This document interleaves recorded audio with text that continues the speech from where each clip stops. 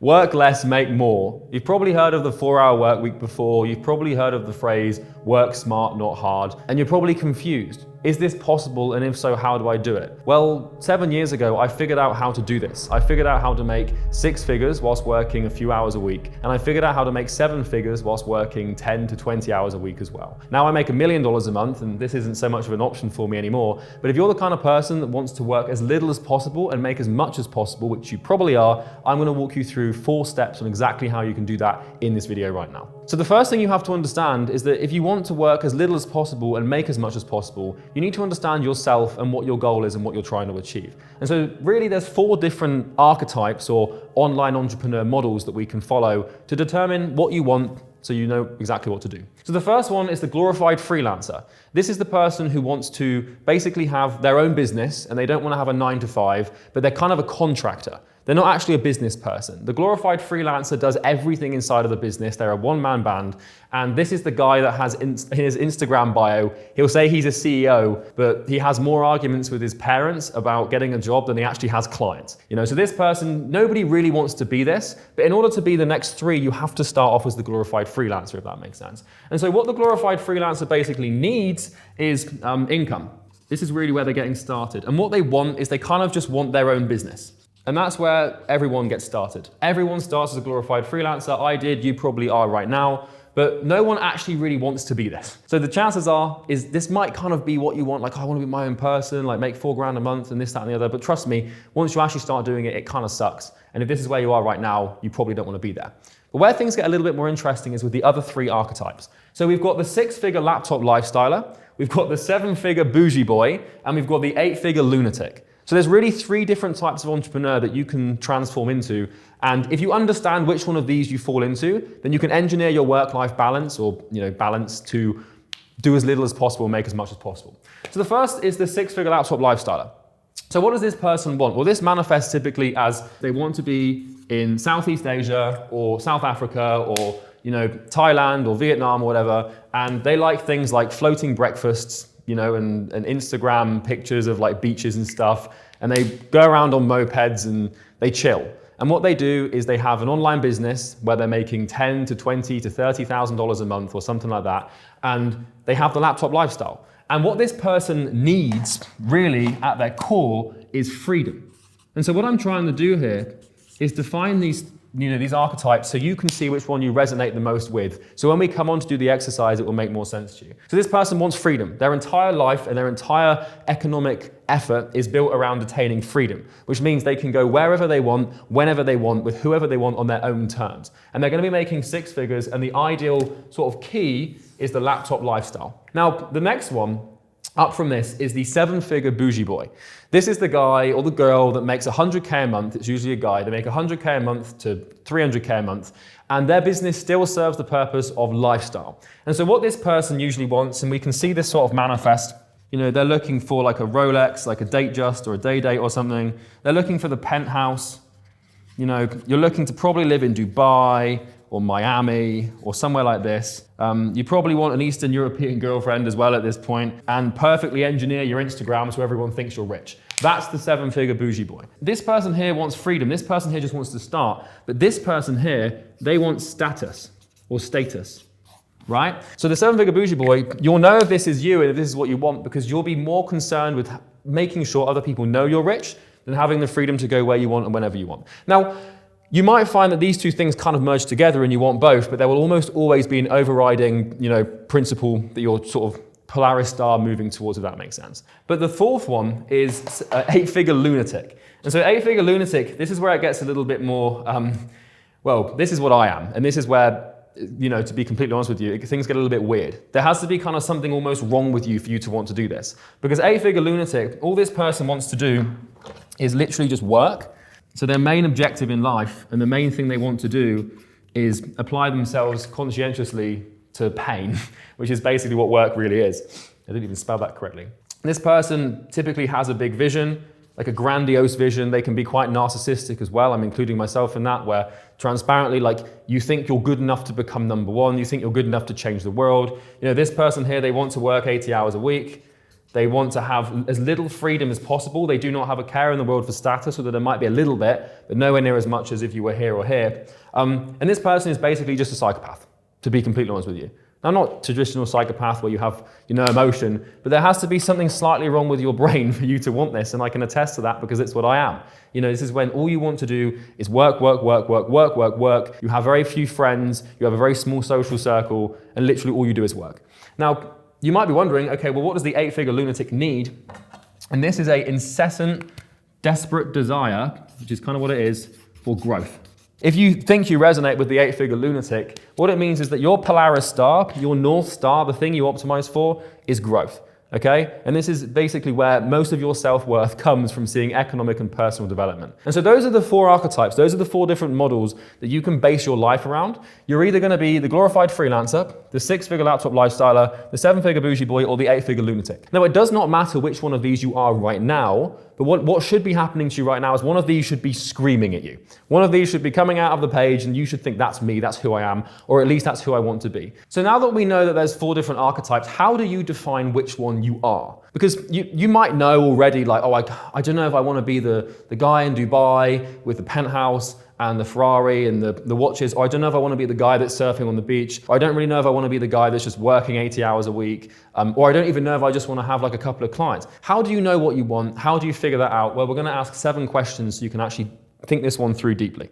So the first, most apparent way for you to figure out what you want and which one of these you want to be, so you can work as little as possible and make as much as possible, is who do you watch? So who do you spend your time watching? And I want you to actually answer these questions to yourself right now. If you've got a piece of paper and a pen, or your brain to think, like, who do you watch? Like, what sort of content are you consuming? Are you watching lifestyle vlogs? Are you reading books about biographies and conquerors? Because if you're doing that, maybe you're an 8-figure lunatic. But what sort of lifestyle is compelling and engaging to you? So the next thing you can ask yourself is, what are you actually interested in? So where does your brain go naturally? If you're daydreaming, what do you think about? What movies compel you? What books do you read, etc., etc.? Like, are you interested in like exploring and adventuring like the 6-figure laptop lifestyler? Or are you more interested in like, building an image and building this sort of status sort of game? Or are you more interested in conquering or domination or stuff like that? So the next question you can ask yourself, which really kind of cuts through the noise, and it's pretty self-explanatory, is like, what sort of lifestyle do you actually want to live? Like, if you could write like a day in the life, a perfect day in the life for what your life would look like, which is actually the 4th question, what would you pick? So imagine you could wake up tomorrow and literally you can design a day and live that day every single day for the rest of your life. What would you want? And really that's going to be based once again on these 4 different things. You either just want to get started, which is fine, but after you've done that, do you want freedom? Do you need freedom? Do you need status? Or do you need growth and sometimes control as well? So the next question you can ask is, what would make you happy? I know that happiness is quite a trivial emotion in terms of we don't necessarily, especially as men, base all of our decisions on what's going to make us happy in life. But it's really worth thinking this one through. Like, of these 3 different, items that we've got, which one would actually bring you the most joy? Because for me, for example, as an 8-figure lunatic, I get all of my happiness and joy from working and being chained to my desk and putting myself through real stress and turmoil and managing a team of 30 people and having all these problems flying at me. That's where I feel happy and content.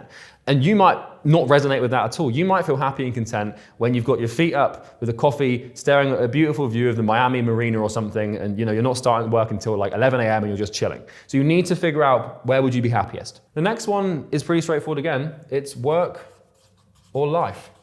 What do you value more? What do you prefer? Do you prefer to not be working and living your life, or just be working? And the rate at which you do either of these will depend on whether you want to be 8 figures or 6 figures, if that makes sense. And the final one's not really so much of a question. It's more of an exercise that we're going to do briefly here. And we're not going to take too long on this. Close your eyes for a second. You wake up in a 4-poster bed in a villa in Bali. You can hear the pool trickle, you can hear the water from the pool trickling down the thing, and you've woken up, it's like 10 a.m., you've just woken up. You get out of your bed, you go through your little villa, you make yourself a coffee, you stand out, you hear the birds singing, you've got the pool there, you've got a little sun lounger going on. You open your laptop to check your emails, you've got maybe an hour's of work to do.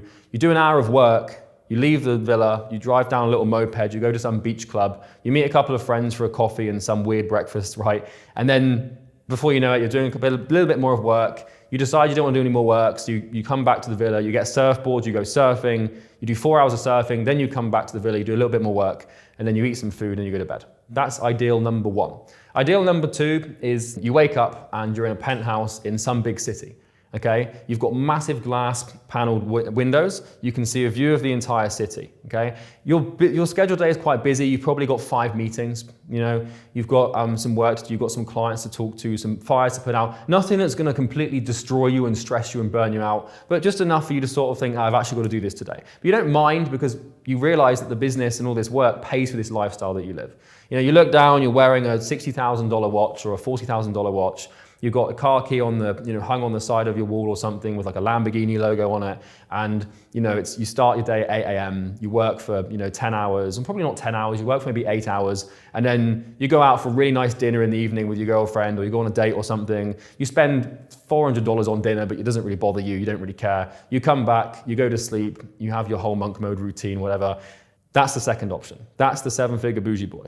Now imagine the third option. You wake up, there's already 75 different problems that have been thrown at you before you even opened your eyes. You open Slack, you've got hundreds of messages from hundreds of different team members.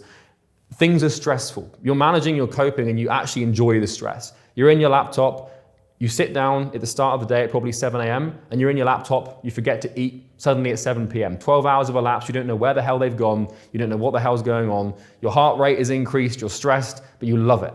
Okay, that's the other option. So we've got these 3 different, imaginary scenarios here that should help you gain some clarity on what you actually want to do. And now what we've got down here is the work chillometer. And so what we're really deciding here is we're deciding what do we want to do most with our life. Do we want to work more or do we want to chill more? Okay, and so for example, if we take the glorified freelancer, which you probably don't want to be, which is the first option, right, which is just chaos, then you're probably going to sit here because early stage business is not very relaxing, and having 4 or 5 clients and then scrambling for more, it's pretty stressful. So this is glorified freelancer, which, to be honest with you, you do not have a choice. If you want to get into the 6-figure laptop lifestyle, a 7-figure bougie boy, or 8-figure lunatic, you kind of got to go through this one first. Second option is obviously the laptop lifestyler, right? And that person's probably going to sit more here. It's still going to be hard work, but nowhere near as hard as it is at this end of the spectrum, if that makes sense. On the flip side, we've got the 7-figure bougie boy, number 3. He kind of sits in the middle of both. He's still under some stress. He's still a millionaire. He's still got millionaire problems to solve, and he's still got to work 12 hours a day sometimes, but he can still afford to chill and kick back and sort of relax a little bit. And then we have the 8-figure lunatic, which is what I am once again. And this person, they just exist in the work mode. It's very seldom, with the exception of maybe a holiday or 2 a year, that they actually go back to chill. And so you can fit yourself on this scale and sort of decide, where do you want to be? Do you want to be way more relaxed than stressed? Do you want to kind of be a little bit of both? Do you want to be stressed? This person, whether you like it or not, you've got to start like this. So this should give you an idea as to what you want. And now we're actually going to talk about what to actually do about it. So step 1 to actually figuring out how to do as little as possible to make as much as possible is kind of what we've just done, which is to define the goal. You can't start to tell yourself you want to work as little as possible and make as much as possible if you want to be an 8-figure conqueror, or if you're in the stage where you're the glorified freelancer. And the same thing is true, you need to know what you want to be first and what life you want to live. And so you need to write down right now, what do you want to be? Do you want to be the glorified freelancer, or gluten-free, right? Probably not. You probably don't want to be that. Nobody really wants to be that, so let's cross that off. What do you want? If you can figure this out, then you can actually start to make some decisions to get it. So once we've defined what that goal is, now we can actually start to engineer your business accordingly. And so step 2 out of 4 is pretty straightforward. This is basically called eliminate foundational variables. What the hell does that mean? Well, we're actually going to start talking some business terms now. And so I'm running off the premise here that you want to do this with a business, okay? I don't know how to do the employee thing because I've never done it before. So what we need to realize is that inside of a business, typically, pretty much any business you could run, whether it's Amazon FBA, whether it's drop shipping, whether it's SMMA, whether it's consulting, whether it's pretty much anything, there's really a significant set of variables. So niche, this is basically who you help, the group of people who you're working with. Problem is basically the problem you're helping the niche solve. And this is how you introduce value to the niche, and this is why the niche pays you, because you solve a problem. The product is the thing that you use to deliver the solution to the problem, which could be a course, or it could be like if for example, if you're in the e-commerce space and you have an e-com dropshipping store, maybe your niche is housewives, maybe the problem they have is, looking after their children, and then maybe you have a product that entertains the children, and that's how you add value. The fourth thing is traffic. This is how you basically, and I don't mean car traffic, I mean traffic in terms of eyeballs on your product or eyeballs on your offer. This is basically how do we get people to know what you do, know about what you do so they can buy it. Then we have funnels. So funnels is basically what's the conversion mechanism for this traffic to sell the product. And so traffic could be Facebook ads, it could be this video that I'm making right now with content. This is any way of getting someone's attention, and the funnel is a way of converting the attention into money by selling the product, if that makes sense. Now, once we have these 4 things, or these 5 things together, we have what is called a complexity scale. And this is a really, really important thing to understand in business, because how hard you have to work in your business it hinges so directly on how complex your business is. And the level of complexity your business has is entirely dependent upon how many of these foundational variables that you have, okay? So let me give you an example with my business, for example. So I have a company called Imperium Acquisition, and we basically serve one niche where we help service business providers and coaches, consultants, so anyone that sells information, whether through a done-for-you or do-it-yourself service. And we basically help them solve one problem, which is client acquisition. Now, I have 2 products, which is a high-ticket course and a mastermind. I have 2 sources of traffic. So I've got paid ads and then organic YouTube. Well, actually, it's kind of 3 because I've got 2 methods of paid ads. And then I have 2 funnels, okay? So what we can do here is we can multiply these numbers together to find the complexity scale of my business. So what this means is that on the complexity scale, my business, Imperium Acquisition, has a complexity level of 12. And we make around $1 million a month in cash with a complexity of 12. And the ratio that you want to try and achieve is to have the lowest level complexity to the highest level cash. And so having a 12 on the complexity scale, making $1 million a month is insane. That's pretty much unheard of. And the reason that I'm able to achieve what I can achieve and work as little as possible, make as much as possible, is by having this. But let's take another example. Let's say we take your business, right? And let's say you serve 2 niches, which means you have 2 markets you help. Let's say that you help those niches, they each solve 2 problems. So in each niche, you're solving 2 different problems.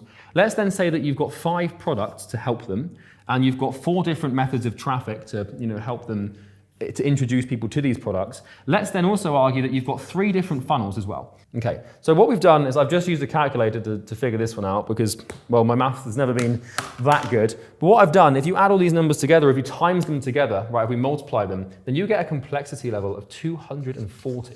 And so if you have a business, this is why this is step 2. Once you've figured out what you want, you have to eliminate foundational variables. You have to make your business as simple as possible. Because the more complex this thing is, the harder you have to work to keep it going and maintain it. This business here can do $1 million a month with a complexity level of 12, which is pretty insane and unheard of. And this business here is probably going to be doing 60K a month. And so this is how most people run their businesses. They think, oh, I need to have more niches and more markets because I'll make more money. I need to solve more problems. I need to have, the product thing's a big one. Like, oh, I need to have more products. I need to have like 15 different products so I can help people.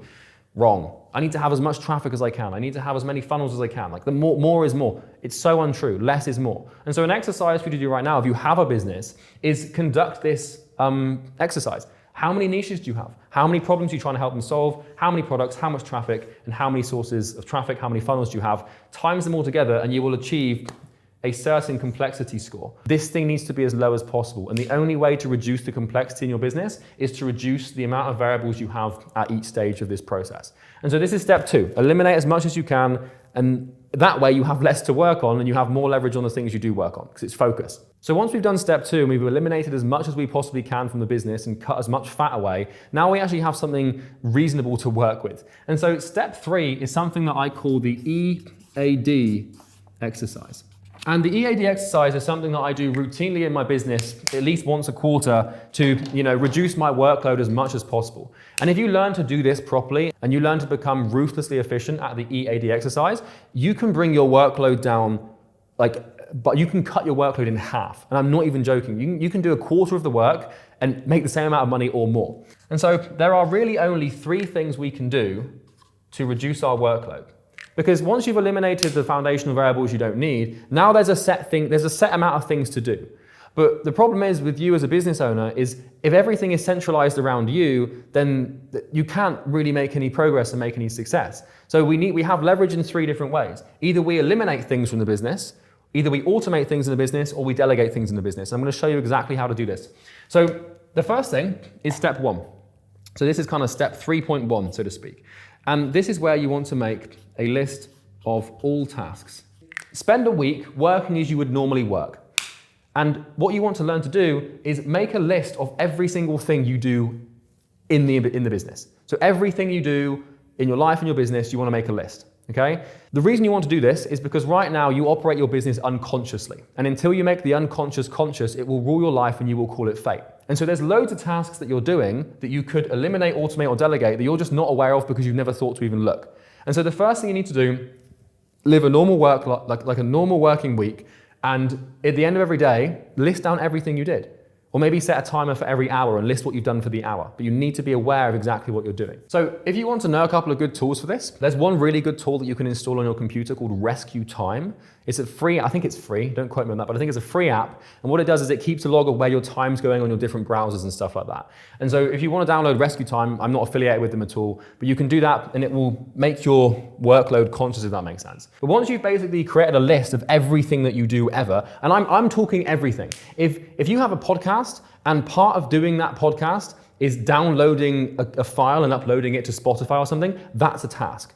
I'm not talking about the big macro things like onboarding clients. Like if you're onboarding clients yourself, make a list of every single step you have to do to onboard those clients. Everything in full excruciating detail. It's death by 1,000 cuts. If you can remove the 1,000 cuts, you won't die. It's not about trying to remove one massive thing. It's about trying to remove lots and lots and lots of small things. So the next thing, once you've made the list, is organize the list based on priority. And if you're wondering what priority means and how you can, understand whether one task is more important than the other, it's really going to be based on 2 things. So it's going to be based on leverage and survival. So what these 2 things mean is that a task has high priority if it has high leverage and it has high impact on survival. So let me explain. So leverage basically means something giving you what you need to get what you want.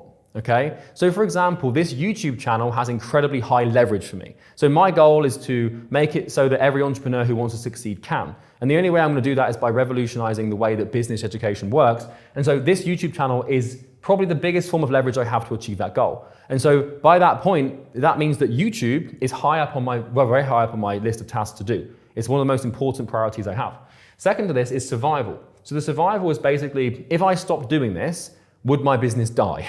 Okay, and so once you know what helps you get what you want the most and what helps you survive the most, now you can organize your tasks accordingly. Because for example, let's take sales calls, you're doing sales calls in your business. Well, let's say you want to be a millionaire, right? Well, in order to be a millionaire, you have to make money, which means you have to make sales. And so there is a direct point of leverage where sales calls are pretty damn important and high leverage. And they're also incredibly important to your survival, because if you stop taking sales calls, then your business literally will fail and die. So what we've done by listing these priorities and organizing them is now you can see what's important and what's not important. So every business has what we can call the big 5. And these are 5 things, typically 3 to 5 things, that are the most important things to work on.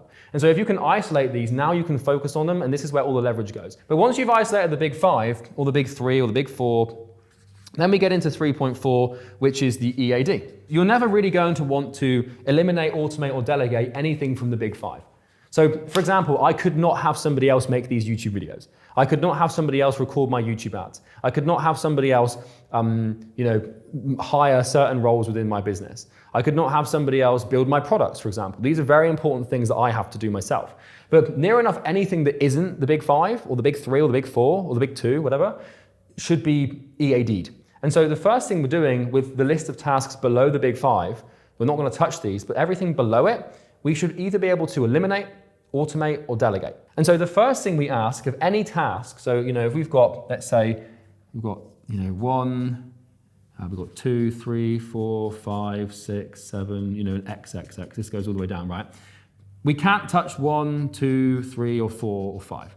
These ones we have to do, and we can't touch them. But anything below this cutoff point, of things that have low leverage and that don't really matter for survival, we've got to run through this thing. So the first thing you ask yourself is, can I eliminate this? Can I actually remove this from the business? Full stop. And you will be surprised at how much stuff you can get rid of. You'll be surprised at how much stuff you're doing. Like, I used to do this when I had a marketing agency. I worked with gyms and I helped them get customers. And for about 2 hours a week, I would write a blog post on like a physical WordPress website. And I did this exercise and I asked myself, like, does the blog have any leverage towards my goal? It wasn't really getting many clients, so no, it wasn't. And if I stopped doing the blog, would I still survive? And the answer was yes. And so I cut the blog. I just completely got rid of it. I deleted it, I stopped writing it, and I noticed absolutely no difference in my business in any way, shape, or form. So that's just one example of something that I've been able to eliminate from one of my past businesses. But you want to go through this list and ask yourself, can I just get rid of it? And if you're not sure, just try, and then if things really, go wrong and go all haywire and to shit, then you can always reintroduce the variable and bring it back in. But elimination is the first stage. Now, if you cannot eliminate it, which we define as, if I remove this thing, do I still survive? If yes, get rid of it. But if you still need it for your basic survival, then it's time to start looking for automations. And so this is where we start looking towards artificial intelligence, or tools like Zapier, or if this then that statements, or spreadsheets, or Miro boards, or anything like that, where you can basically replace yourself with a software. The thing is still being done, but it's just being automated through a software instead of your own actions and your own time and energy. Now, the third thing is delegation. So this is where it cannot be eliminated and it cannot be automated. So instead, it means that a human has to think in order for it to happen. And so this is where you need to start getting into the territory of hiring people. This is where you start to, for example, like I've got a sales manager and like he manages the sales team. So all the tasks that have to be done around the sales team, like listening to calls, managing the culture, making incentives, etc. I delegated that to him, if that makes sense. And so those are the 3 steps to basically do as little work as possible, because you need to do the big 5. These things need to happen, but everything else can either be completely eliminated, probably 50% of it can be gone completely. And if it can't be eliminated, it can be automated, which basically means that you have a software do it for you instead. And if you can't do that, then almost always you can delegate it. And now, depending on where you're at in your business, delegation might not be an option for you yet. But what these 2 things allow you to do is probably eliminate 70% of the things that you're doing. If you really critically think through everything below the big 5, you'll find a way to either get rid of it or automate it. So step 4 out of 4 is, once again, pretty explanatory and very straightforward. Once you've got a list of things that are the big 5, now we just need to focus. Focus on the big ones. So you should have 1, maybe 2, maybe 3, 4 or 5 things that give you the highest point of leverage. And all you need to learn to do is focus on these things. So these are called asymmetries, which means that they basically produce the most amount of progress in your business, if that makes sense. And asymmetry works when we map a graph like this and it requires very little input but gets a lot of output. And so this is basically how much time and energy it takes, which is very little, and in proportion to how much time and energy you put into something, if it produces a really significant result, which is basically progress towards your goal, it is an asymmetry. And so we can imagine this as reward, which is like lots and lots of reward, and if this is time and energy, very little. And so, for example, I can make this YouTube video, and it might take me an hour, for example, which isn't a lot of investment. But if this YouTube video gets hundreds of thousands of views, that's a very significant reward for very little input. And that's why YouTube for me is one of the big 5. It probably won't be for you, because the same thing is true where, let's say that you take a sales call and you spend an hour on the sales call and you make $5,000 by doing the sales call. Well, you spent 1 hour to make $5,000, which is a very high asymmetry. And so you need to learn to focus. Anything that isn't the big 5 needs to be eliminated, automated, or delegated. And that is how you do as little work as possible and make as much money as possible. You still have to work hard on these things, but if this is all you focus on, you can get away with working so much less and making so much more.